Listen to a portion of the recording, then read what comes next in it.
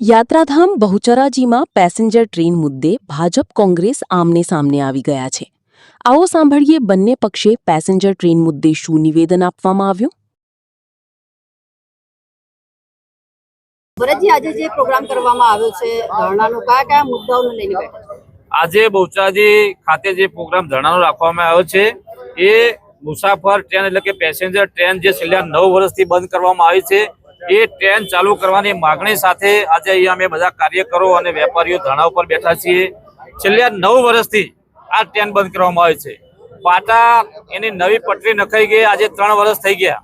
એના ઉપર મારુતિ સુઝુકી અને કંપનીઓની ગાડીઓ દોડતી થઈ, પણ યાત્રાળુઓ માટે, વેપારીઓ માટે, ગરીબ અને મધ્યમ વર્ગ લોકો માટે આ ટ્રેન શરૂ નથી થઈ।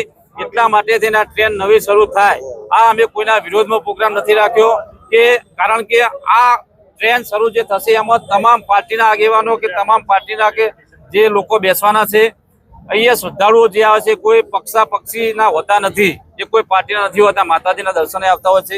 એટલે આ શ્રદ્ધાળુઓ માટે થઈ અને આ ટ્રેન નવી શરૂ થાય એના માટેનો આ પ્રોગ્રામ છે અને આ તાત્કાલિક ધોરણે આ ટ્રેન શરૂ થાય એના માટે થઈને અમે આજે ધરણા ઉપર બેઠા છીએ। મેં કહ્યું ને કે જો ટૂંક સમયની અંદર જો પાટા તૈયાર થઈ ગયા હોય અને અમદાવાદથી કડી, કલોલ, બહુચરાજી, રણુજ સુધીની તમામ પટરી જો ઓકે હોય, એનું ચેકિંગ થઈ ગયું હોય તો શેના માટે ટ્રેન નથી ચાલુ કરતા?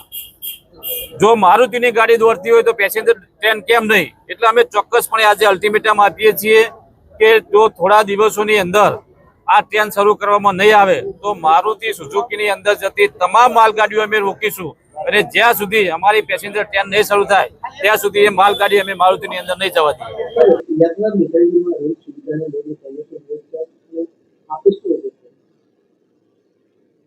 અગાઉ પશ્ચિમ રેલવેના વડા અહીંયા મહેસાણા આવેલા, એ સમયે મારે ચર્ચા થયેલી કે ભાઈ અમારી જે રેલવે છે પેસેન્જર રેલવે એ શરૂ થવી જોઈએ અને જે પહેલા સમયમાં ટાઈમ હતો 3 ગાડી સવાર બપોર સાંજ જવાની, 3 ગાડી પાછી આવવાની, એ ટાઈમે અમારે ગાડી લોકો માટે જોઈએ।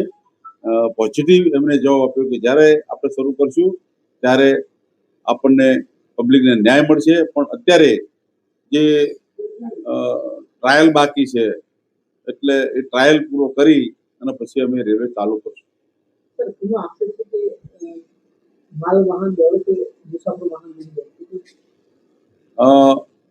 માણસોની સલામતી એ પહેલા આપણું પ્રાધાન્ય હોય છે। માલ ગાડી જ્યારે દોડતી હોય ત્યારે કદાચ કોઈ એક્સિડન્ટ થાય તો એમાં માલને નુકસાન થતું હોય છે, પણ પબ્લિક જ્યારે પ્રજાને લઈને વાહન જતું હોય ત્યારે પૂરેપૂરી સલામતીનું ટેસ્ટિંગ કરી અને પછી જ રેલવે પેસેન્જર રેલવે દોડાવતા હોય છે, કારણ કે એની પેસેન્જરની જવાબદારી રેલવે વિભાગની હોય છે, સરકારની હોય છે।